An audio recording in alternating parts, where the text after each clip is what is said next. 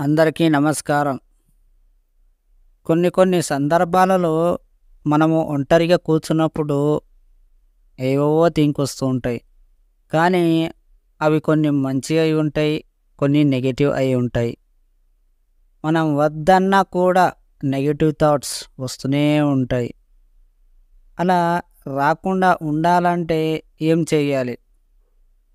మనము కొన్ని సందర్భాలలో హ్యాపీనెస్ కూడా మన సంతోషాన్ని పాడు చేస్తుంది. అలా ఒంటరిగా కూర్చున్నప్పుడు ఇంకా బాధ కూడా వేస్తుంది. మనం ఒంటరిగా ఉన్నామేమో అని. మనతో మనతో ఎవరు లేనప్పుడు ఆ ఫీలింగే వేరేగా ఉంటుంది. మన దగ్గర ఎవరైనా ఒక మనిషి కానీ, ఒక తోడు కానీ ఎవరైనా ఉంటే అప్పుడు మనం మారిపోతూ ఉంటాం కొన్ని సందర్భాలలో.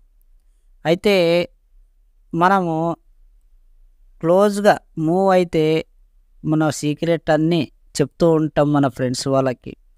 సో, వాళ్ళేం చేస్తారు, మనం ఎప్పుడైతే వాళ్ళని బ్యాడ్‌గా అనిపిస్తామో అప్పుడు అది బయటికి తీస్తారు. అది ఎందుకంటే నువ్వేమనుకుంటావంటే నా ఫ్రెండ్సే గదా! అంటే నాలో సగం అనుకో నేను మొత్తం సీక్రెట్స్ అన్నీ అతనికి చెప్పేస్తే అతను ఆ నీకు ఏదైతే వీక్‌నెస్ ఉందని చెప్పావో అది వీక్‌నెస్‌తో నిన్ను చంపేస్తాడు, ఆట ఆడుకుంటాడు. అప్పుడు నిన్ను చాలా బాధ పెడుతూ ఉంటాడు. అయితే మనము సీక్రెట్స్ ఎవరిని చెప్పుకోవద్దా అని ఒకటి మైండ్‌లో డౌట్ వస్తూ ఉంటుంది. అసలు ఎందుకు చెప్పాలి సీక్రెట్స్? అంటే నీకు బాధ కంట్రోల్ కాకపోతే అది వేరే వాళ్ళకు చెప్పుతాం.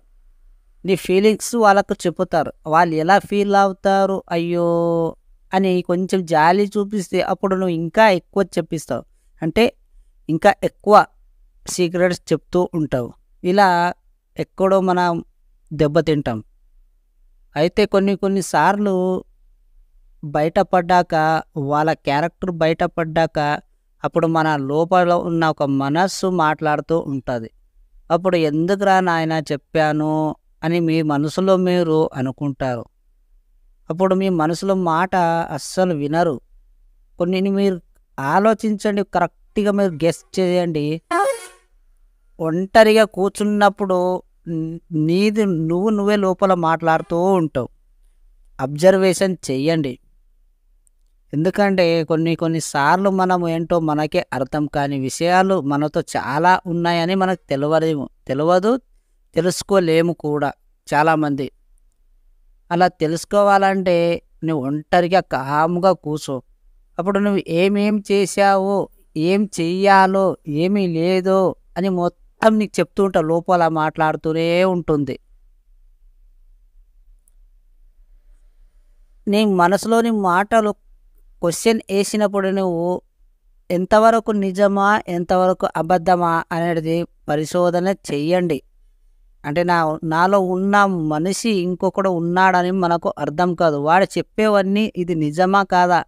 కొన్ని సార్లు వాడు చెప్పి మనం చేయలేం, నమ్మము కూడా. అలాగా మన మాట మనమే ఉండాలి. మన మీద మనకు నమ్మకం ఉండాలి. మన మీదన మనం నమ్మకం కోల్పోతే ఎవ్వరు ఆపలేరు. ఎవరో ఏదో చెప్తున్నారని మనం ఫీల్ అవ్వద్దు. నువ్వేంటో నీకే తెలుసు. మన క్యారెక్టర్, మన బిహేవియర్ ఒంటరిగా ఉన్నప్పుడు ఏం చేస్తున్నామో అనేది నీకు తప్ప ఎవ్వరికి తెలియదు. ఫస్ట్ ఆఫ్ ఆల్ నువ్వేంటో నువ్వు తెలుసుకో. ఆ తర్వాత ఎదుటోడి గురించి నువ్వు అస్సలు ఆలోచించకు. ఓకేనా? అసలు ఈ వీడియోలో నేను ఏం చెప్పానో అనేది నాకైతే అర్థం కాలేదు. మీకేదైనా కొంచెం క్లారిటీ వస్తే చెప్పండి. కానీ మీ టైం ఇచ్చి పూర్తిగా విన్న ప్రతి ఒక్కరికి థ్యాంక్ యూ సో మచ్.